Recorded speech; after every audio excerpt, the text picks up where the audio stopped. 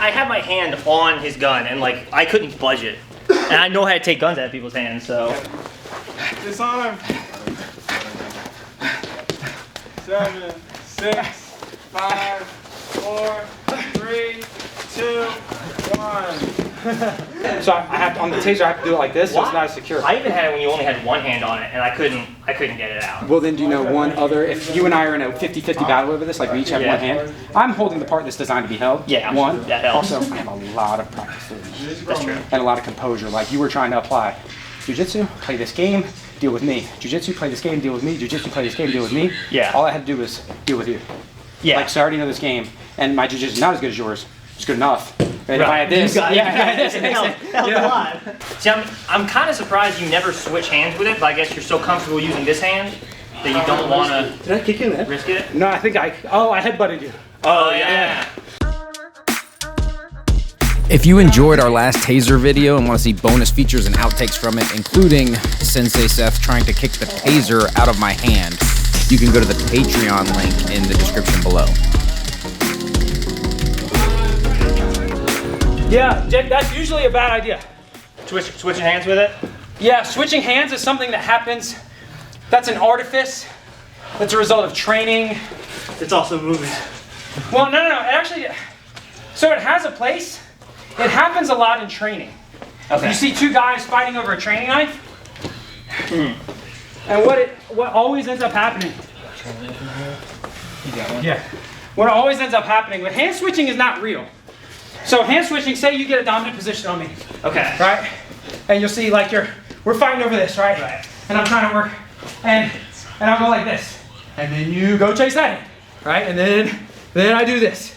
And then I do that, right? And you'll see that happen in training because we're playing a game. If you watch real encounters, I fixate, you fixate, we all fixate. And it becomes this kind of thing. And rarely ever does this happen. Okay. Not that it wouldn't work, it just doesn't happen. Like, it's sort of like... You rarely think about it and pull it off well in the moment. Yeah, it happens in training because you got two guys who are friends with a piece of foam playing a game. You know? Where they don't have that gripping for dear life grip. Okay. Not to say it's not a viable tactic. So it could work, but you don't bother training because you don't trust yourself to actually be able to do it. Yeah, I would probably only ever switch hands if I had, say, belly down. All right? On belly down? Yeah. Say I had a dominant position. Okay. And we were doing like this. Yeah. And I was trying to free it. Right? I might switch hands because I already have the dominant position. But if we are in a 50-50 situation, you see a lot of times when you're doing hand fighting drills with it, guys will do this shit. Yeah. You'll see a lot of that. I much prefer a good, stronger grip on it. So you don't want to. Unless you are, you'll fumble it. Yeah. Once you have the stress in, it works because it's a game. Yeah, I was kind of thinking like when I had your leg and had this hand, if you'd switched, you could have heated it and it's. Yeah. I don't think of it. I don't train to switch. Gotcha.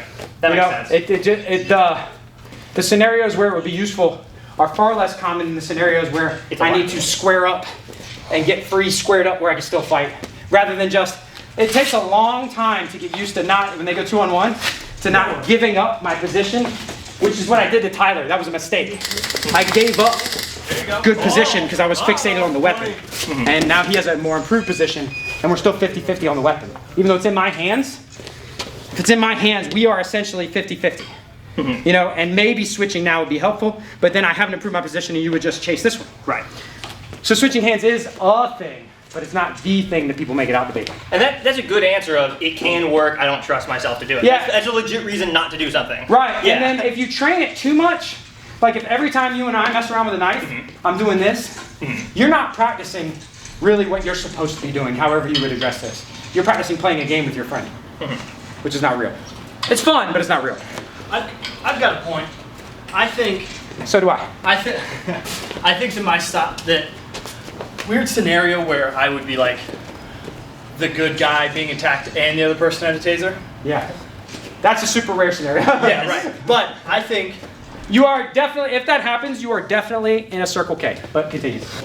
One added benefit of this is like Jake's grappling is a bit better than mine. He's a bit more trained at that than me. So he hit a bit of a takedown. This will not work. So my pretty crappy guard, if we were just doing a jiu-jitsu round, Jake would feel comfortable here for a while. We would both work on stuff. I would have trouble creating an angle. He's got his elbow. He's pinching me, right? If we add this, It is uncomfortably close to me. he quickly realized, and he sort of, that's when I think when you sat back. Okay. You know, and I was able to push and kick, and it created space. It created space that I couldn't create with my jiu-jitsu. But you add this, and suddenly my guard has now leveled up. Like my striking is leveled up, my defense is leveled up because it's like adding electricity damage to your attacks. It's mentally hard to just like go, just be here. I don't like that at all. Yeah.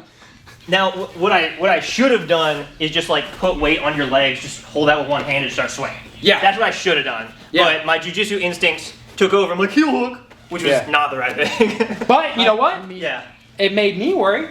Good. You know? Yeah. But then that's some of that training, that artificiality of training. A bad guy doesn't know he's being heel hooked till his knee's blown out. Right. So that means that your heel hook is fine for self-defense. And my taser's probably fine for self-defense. But when you get into training with people, making it work becomes even harder. But if I can make it work on him and he can make that work on me with this, we're generally doing pretty good against random yo-hos. Against, you know, big fat real estate agents at Buffalo Wild Wings, you know, during a UFC event. Against a mad random ones, too. Yeah. Against a random yo-ho, I'm walking off with his name. Yeah. Yeah. Yeah. Don't do it. I'm not. This looks kind of like a pirate thing that you have going on here. What's that? My face? Just the way your facial hair grows in, where you got the voice. It's very right- piratic. I don't have anything. It's my Chris Pratt. Is that it? Yeah.